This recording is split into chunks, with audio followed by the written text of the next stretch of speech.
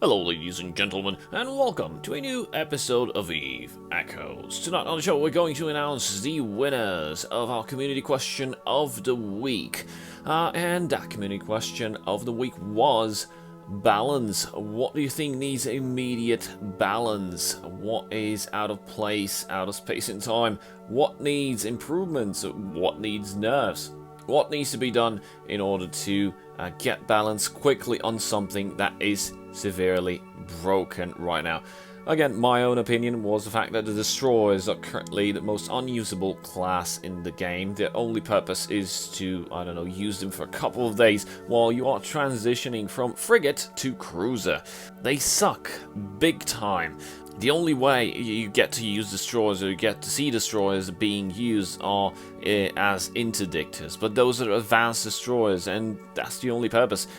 Destroyers are currently outmatched by frigates in terms of firepower, and are outclassed by cruisers in terms of speed. So what the hell is wrong with them? Well, maybe they should get some additional slots, maybe they should get some more speed. That's all up to the devs to decide.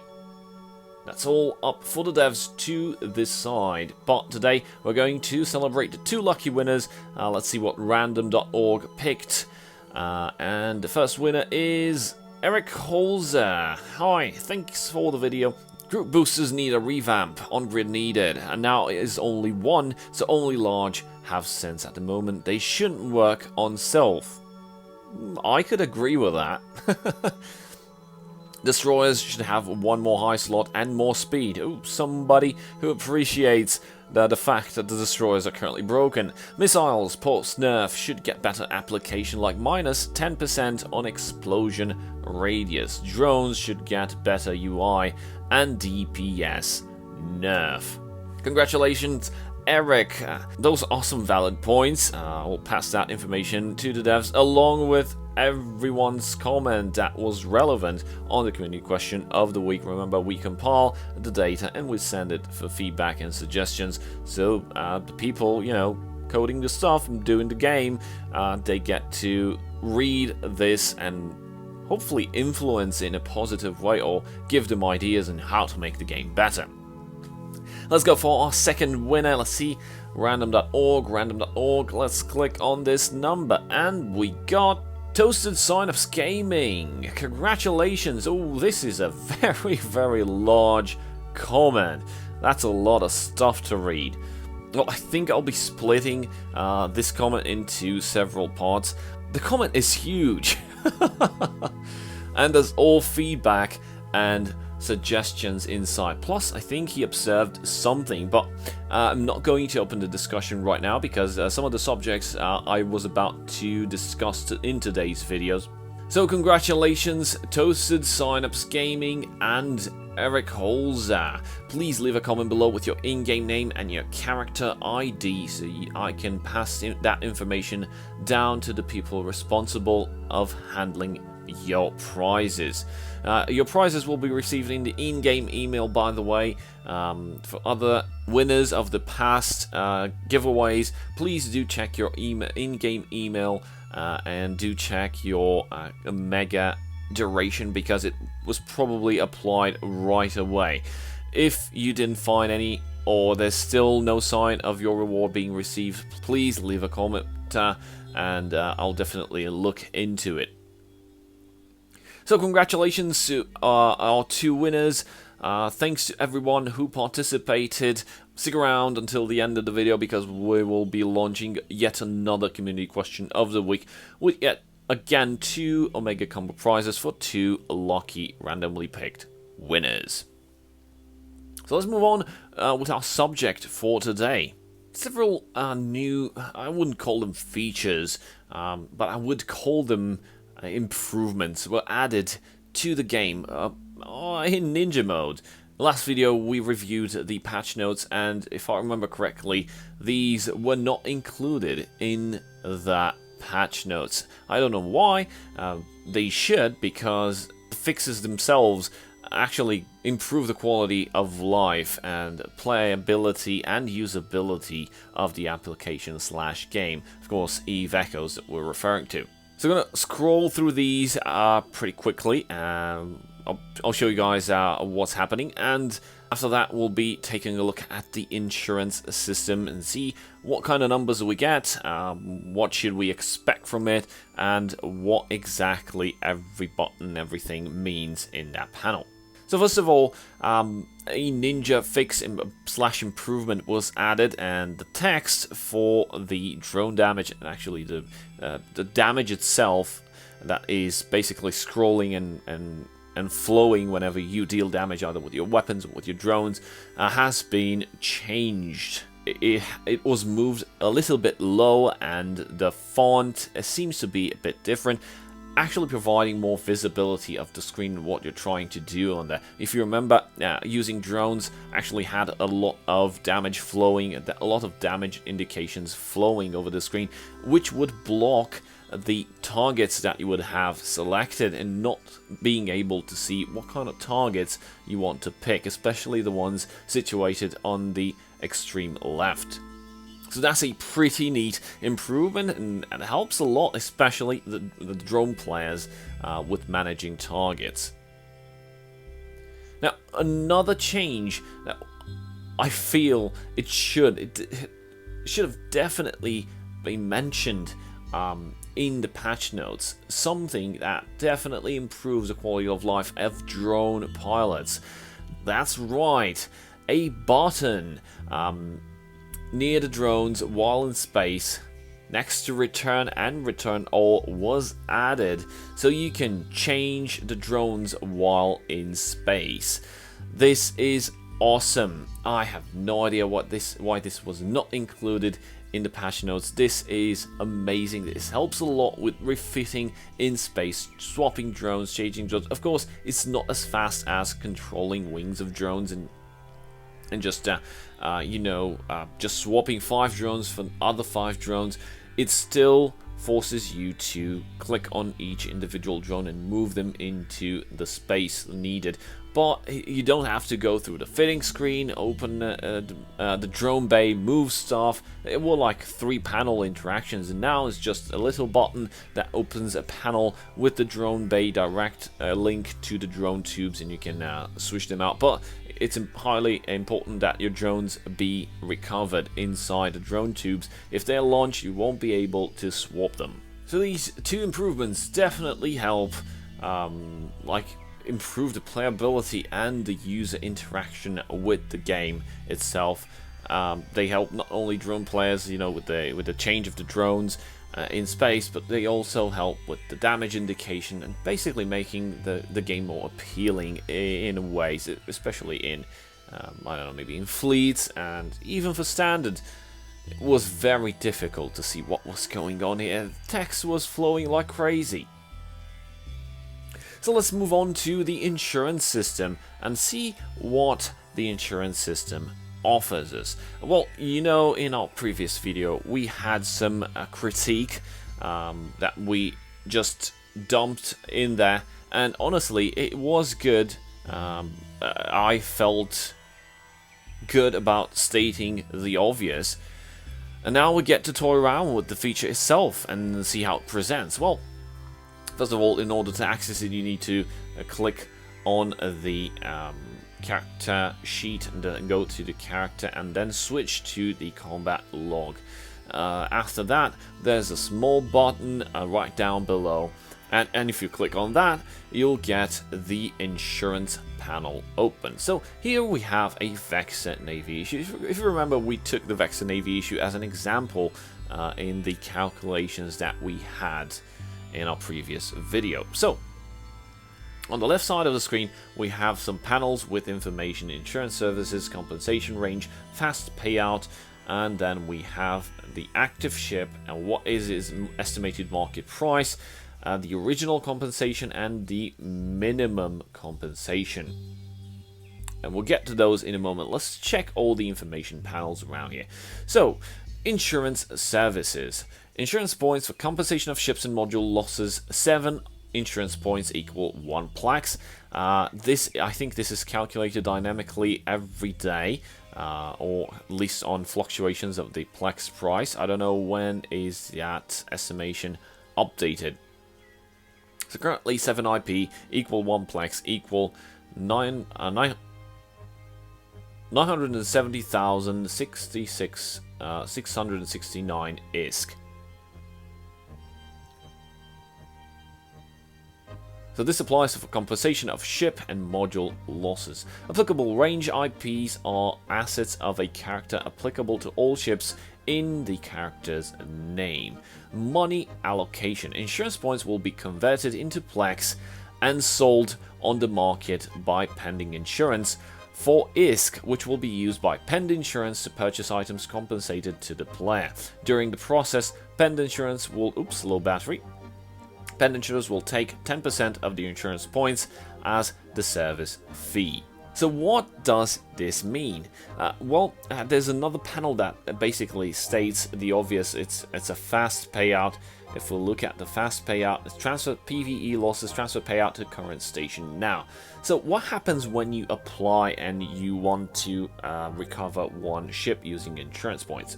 Aside for the calculation formula, you know, with the discount and all that, we'll get to that in a moment. When you try to recover either the entire ship or the modules, the price that is specified will be deducted. The price of IP will be deducted from your character.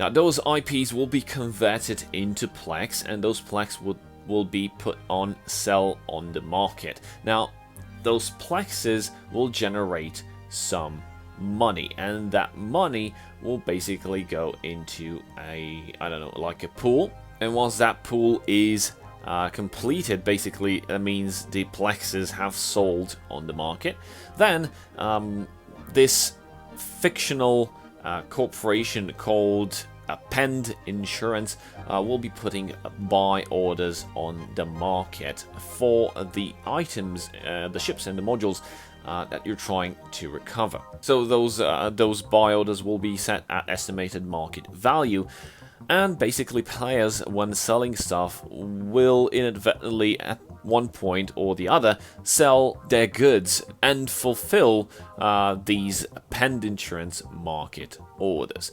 Now this process is actually a long process, so it takes time for the Plexes to sell out. It takes time for the money to be collected and then put in buy orders and then to be fulfilled.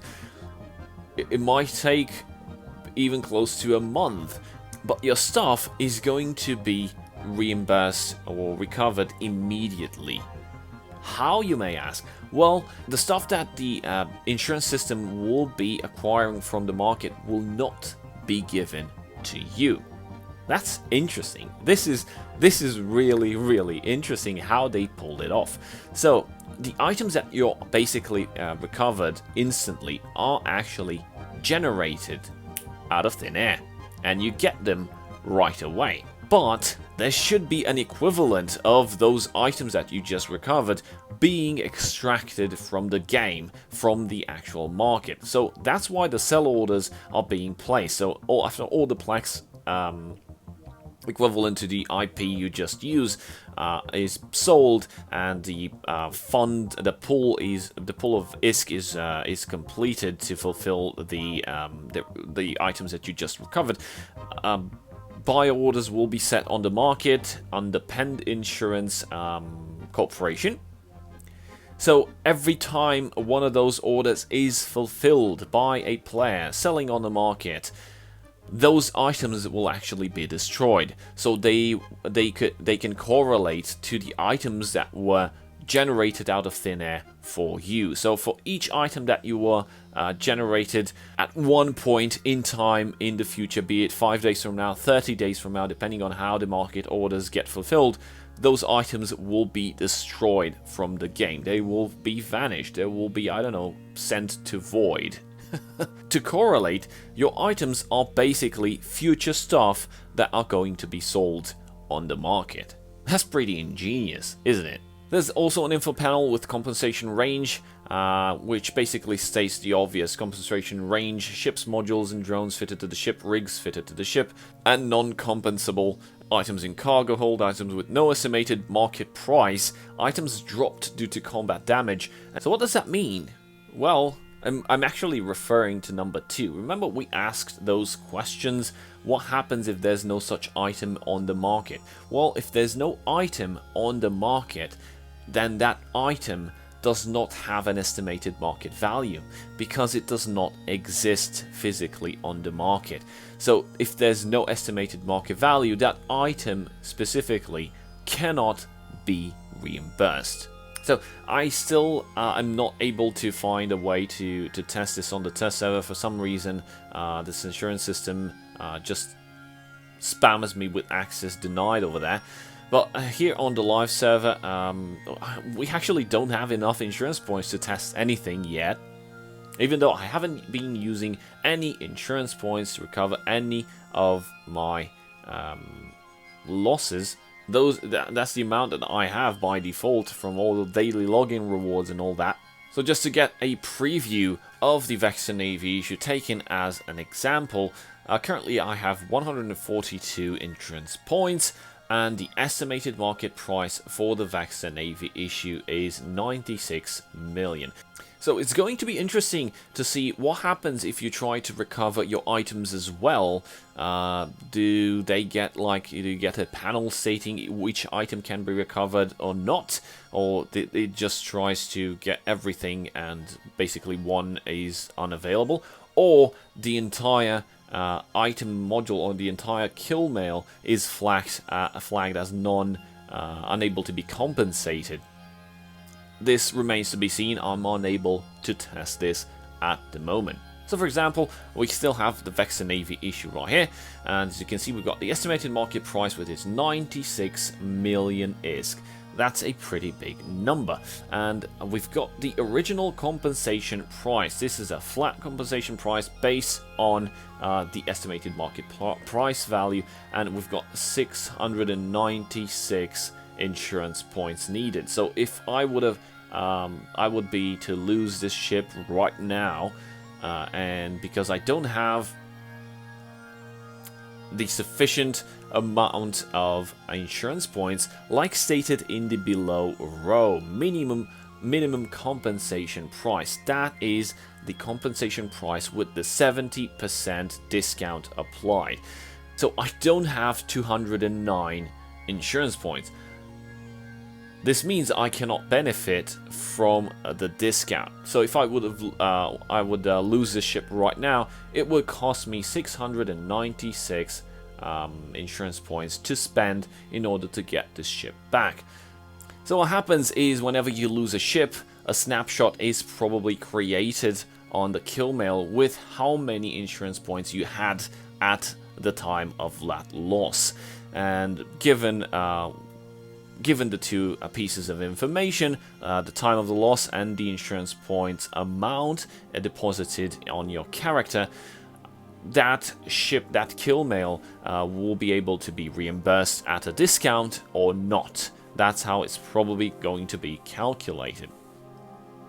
So unless I deposit more stuff in insurance points and mount in my insurance points bank, I will not be able to benefit from the discount, even though I will go ahead, die, and then even buy more insurance points to get to that 209. It won't give me the discount because at the time of loss I only had 142, so I'm not eligible for a 70% discount.